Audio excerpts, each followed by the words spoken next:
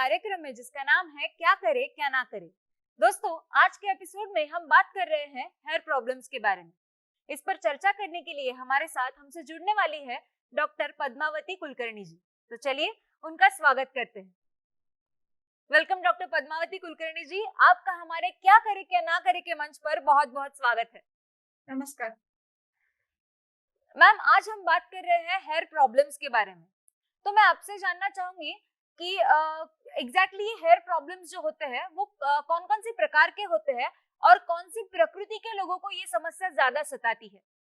Hair problem के बारे में बात करने से पहले मुझे ऐसा लगता है अल्पिता जी कि हम पहले हेयर मतलब हमारे केश एक्चुअली क्या है, वो कैसे उनका मेटाबॉलिज्म है, वो देखना जरूरी है। जी। अगर हम ये बात सहज से समझ ले तो हमें आगे के उसके प्रॉब्लम के बारे में और उसके प्रॉब्लम के साथ जूझने के बारे में समझना ज्यादा इजी रहेगा। अभी मैं आपको बात करती हूँ कि हेयर्स मतलब क्या है। ये एक प्रोटीन का फिलामेंट है जो हमारे शरीर के स्काल्प से मतलब स्किन का जो स्काल्प है वहां से निकल के उभर आते हैं। ये पितृज अवयव है आयुर्वेद के अनुसार। मतलब कुछ चीजें हमें हमारे मदर से प्राप्त होती है और कुछ चीजें हमें हमारे फादर से प्राप्त होती है इन गर्भावस्था। ओके, तो ये केश जो अवयव है ये हमारा पिता के वजह से मिल जाता है। अच्छा। इसलिए वो ज्यादा स्ट्रॉन्ग रहता है। ये अस्थि धातु का मल है आयुर्वेद के हिसाब से। आयुर्वेदा में सप्त धातु बोले गए हैं, रस रक्त मांस मेदा अस्थि मज्जा एंड शुक्र। तो जिसका बोन का क्वालिटी अच्छा है उसके बाल ऑटोमेटिकली अच्छे हो जाते हैं, ये आयुर्वेद लोग मानते हैं। अभी हमें देखना है कि हेयर ये इसका लाइफ साइकिल कैसा है, क्योंकि हमेशा मुझे पेशेंट पूछते हैं कि हमारा हेयर फॉल हो रहा है तो हमें कितने दिन तक ट्रीटमेंट लेनी है। मतलब उनको 2 महीने 6 महीने 1 साल 2 साल से भी हेयर प्रॉब्लम होता है तो भी ट्रीटमेंट कितने दिन लेनी पड़ेगी, ये उनका कहना है। इसीलिए मैं यहाँ पे हेयर्स के लाइफ साइकिल के बारे में जानना चाहती हूँ। हेयर्स के लिए 3 स्टेजेस रहते हैं। फर्स्ट इज ए एनर्जेन। ये एनर्जोन है, यहाँ पे माइटोसिस होते रहता है और वो स्काल्प से शुरू हो जाती है। हमेशा स्काल्प में 70 to 80% एनर्जेनिक बाल रहते हैं। मतलब जो बाल हेयर्स जो एनर्जेनिक स्टेज पे है वो स्काल्प पे रहते हैं। उनका 80% तक का पॉपुलेशन रहता है। सेकंड रहती है वो कैटेजन। जो कैटेजन है वो एनर्जन की नेक्स्ट प्रोसेस है। वहां पे 2 हफ्ते 2 सप्ताह तक इसका प्रोसेसिंग चालू रहता है और ये ट्रांजिटरी स्टेट है, मतलब ये इंटरमीडिएट अवस्था है बालों की। तीसरी स्टेज है वो जो है वो टिलोजन स्टेज है। वो जो टिलोजन स्टेज है वो 2 से 3 महीने तक चलती है और यहाँ पे बाल उभर के हमें दिखते हैं। जो एक्चुअली हमें बाल दिखते हैं वो टिलोजन प्रोसेस के हैं। और हमेशा 50 to 80 इयर्स रोज के रोज आ जाते हैं। अगर हमें नॉर्मल पर्सन में स्वस्थ व्यक्ति में अगर हमने कितने बाल रहते हैं, अभी हम बोलते हैं कि बाल हमें दिखाई नहीं पड़ते है, ये काउंट करना बहुत ही मुश्किल है। फिर भी मैं आपको बोलती हूँ कि बालों का पॉपुलेशन मतलब बालों की संख्या एक एडल्ट व्यक्ति एक प्रौढ़ व्यक्ति में होने की जो संख्या है उसकी वो 80,000 से 1,25,000 तक बाल एट अ टाइम हमारे शरीर पे रहते हैं। अच्छा। अभी रोज का रोज ये बाल तैयार होते हैं, उगते बढ़ जाते हैं, उगते हैं और नेचुरली वो निकल भी जाते हैं और जो निकल जाते हैं वो बाल रिप्लेस्ड बाय नए बाल। जैसे हमारे पृथ्वी में कुछ जन्म होते हैं कुछ मृत्यु होते हैं और पॉपुलेशन वही सेम रहता है, सेम चीज हमारे बालों में रहती है और ये बाल नॉर्मली दिखते हैं हमारे शरीर में। प्रॉब्लम कब आती है जब नए बाल उगने का रेशो सेम है और घटने का रेशो ज्यादा है, वहां पे प्रॉब्लम होती है और हमें हेयर फॉल दिखता है। अभी दूसरी बात मैं आपसे ये बोलना चाहती हूँ, बालों का केमिकल कंपोजिशन भी हमें देखना है। बाल ये हमेशा कार्बन, ऑक्सीजन, नाइट्रोजन, हाइड्रोजन, ये चीजें और कुछ माइक्रोन्यूट्रिएंट्स उनसे तैयार होते हैं। केराटिन ये एक बेसिक स्रोत है जिससे बालों का एक अविभाज्य अंग है, और बालों में लिपिड्स कंपोनेंट्स भी रहते हैं, कुछ हद तक पानी भी रहता है।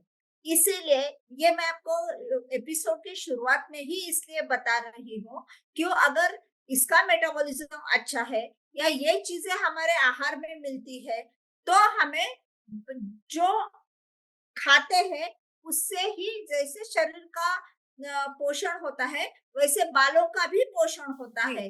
तो इसीलिए मैं शुरुआत में मैं ये बात बता रही हूँ कि आपको आगे समझने को इजी हो जाए। जी, तो मैम ये जो हेयर के बारे में तो आपने बता दिया, लेकिन ये जो प्रॉब्लम्स होती है, बहुत सारी प्रॉब्लम्स होती है, जैसे कि बाल झड़ना, रूसी होना, तो ये सब जो प्रॉब्लम्स है वो आयुर्वेद के अनुसार किन प्रकृतियों के लोगों में ज्यादा होती है? आयुर्वेद में ये बोला गया है कि प्रकृति के अनुसार आपके बाल रहते हैं। इसमें वातज प्रकृति, पित्तज प्रकृति और कफज प्रकृति, ये मेनली 3 प्रकृतियां बताई है, और उनके तरतम भाव से वात पित्तज, पित्त वातज, वात कफज, ये सब टाइप्स बताए हैं।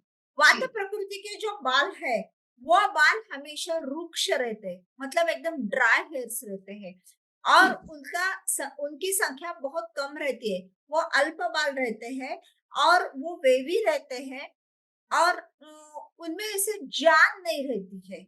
ये वात प्रकृति के बालों का एक लक्षण है। बाल ब्राउनिश कलर के रहते हैं।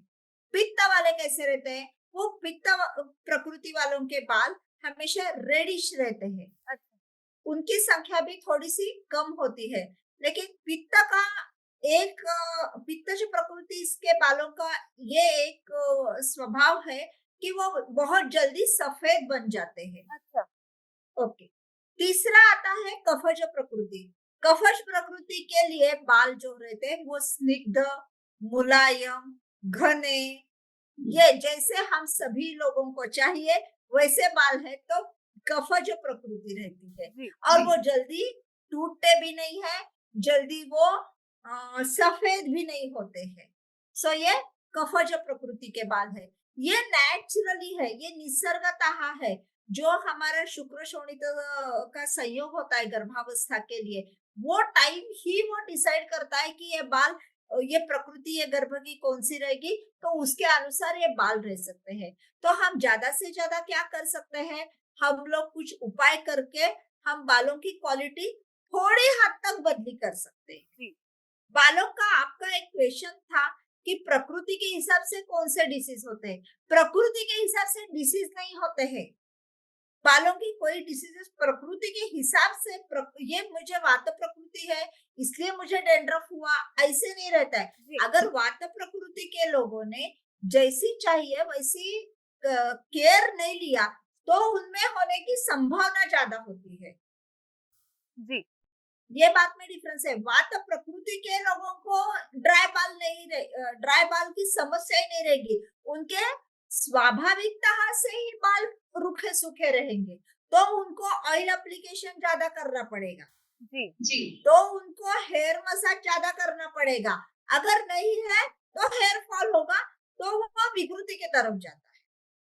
मैम अभी आपने जो केयर के बारे में बताया, तो मैं आपसे जानना चाहूंगी कि आयुर्वेद में ऐसा क्या वर्णन किया गया है कि हमारे बालों की केयर हम किस तरह से ले सकते हैं? बालों का केयर लेना, इसका मैं 2-3 उसके एस्पेक्ट है, मैं हर एस्पेक्ट बताती हूँ। पहली बात तो ये है कि हम लोगों को कोम्बिंग करना ही पता नहीं है। अच्छी तरह से कंघी हम लोग नहीं करते। हम लोग क्या करते हैं, समझ लीजिए कि कोम ऐसे ऐसे करके हम लोग बालों की कंघी किया है जैसा हमें लगता है, क्योंकि ये पोर्शन हमने ठीक किया फिर इधर कंघी चलाते। नो, ये तरीका गलत है। हमें कंघी इधर स्काल्प के एक एंड से शुरू करके दूसरे एंड तक एकदम स्लोली कंघी करनी है। और वो कंघी करने के टाइम पे भी हमारे पास जो कंघी के दो अलग अलग ये रहते हैं, एक बड़ा वाला रहता है और एक छोटा वाला रहता है।